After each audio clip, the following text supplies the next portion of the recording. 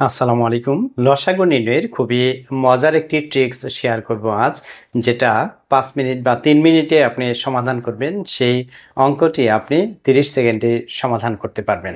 তো দেখুন, এখানে রয়েছে ৩, ৬, ৮, ১২ এর লসাগু।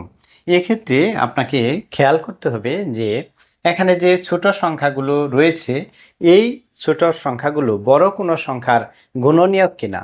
প্রথমে যদি ছোট সংখ্যাগুলো বড় কোনো সংখ্যার গুণনীয়ক হয়, সেক্ষেত্রে আমরা এটাকে কাট করে রাখবো, আগেই কেটে দিয়ে রাখবো, তাহলে আমাদের সময় কমে যাবে।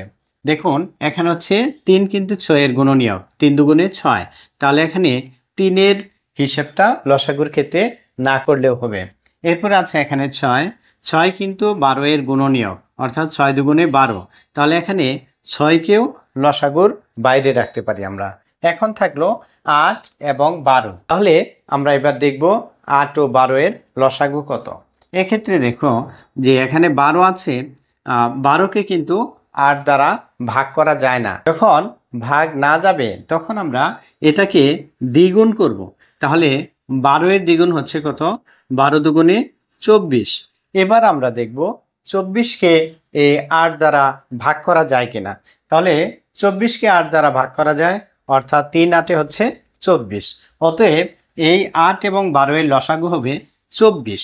এভাবে আমরা খুব সহজেই দুটি সংখ্যার লসাগু নির্ণয় করতে পারি। তাহলে এখানে উত্তর হচ্ছে ২৪। আমরা অনুরূপভাবে আরও একটি নিয়ম দেখব।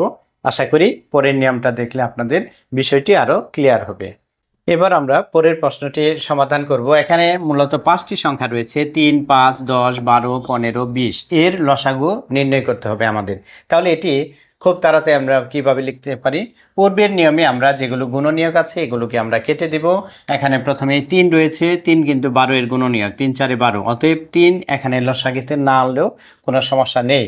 এবার আছে ৫, ৫কে কিন্তু আমরা কেটে দিতে পারি, কারণ ৫ হচ্ছে ১০ এর গুণনীয়ক। এরপরে রয়েছে ১০, এখানে আছে ২০, ১০ দুগুণে ২০, অর্থাৎ ১০ হচ্ছে ২০ এর গুণনীয়ক, এটিও কেটে গেল। এবার থাকছে এখানে ১২, ১৫ এবং ২০। আমাদের একটি বিষয় খেয়াল রাখতে হবে যে এই তিনটি সংখ্যার মধ্যে সবচেয়ে বড় সংখ্যা হচ্ছে কত? ২০, অর্থাৎ লসাগু অবশ্যই ২০ অথবা ২০-এর চেয়ে বেশি হবে। তাহলে আমরা যদি ধরি এখানে যে ২০, যেহেতু এখানে লসাগু হচ্ছে না, কারণ হচ্ছে ২০কে কিন্তু ১২ বা ১৫ দ্বারা ভাগ করা যাচ্ছে না। এই জন্য আমরা ২০কে যদি ২ দিয়ে গুণ করি তাহলে কত পাই? ২০কে ২ দিয়ে গুণ করলে আমরা পাচ্ছি ৪০। এবার দেখব ৪০কে কি ১২ দিয়ে ভাগ করা যায়? যায় না। ১৫ দ্বারা ভাগ করা যায়? যায় না। এই জন্যে ৪০ কিন্তু এই কয়টির লসাগু হবে না। যদি ২০-এর ৩ গুণ নেই তাহলে কত পাচ্ছি আমরা? ২০-এর ৩ গুণ নিলে আমরা পাচ্ছি ৬০। এবার আমরা দেখব যে বাকি দুইটি সংখ্যা দ্বারা এই ৬০কে ভাগ করা যায় কিনা। তাহলে এখানে ১২ আছে, আমরা জানি ৫ ১২ ৬০, অর্থাৎ ৬০-এর গুণনীয়ক হচ্ছে ১২, ওকে।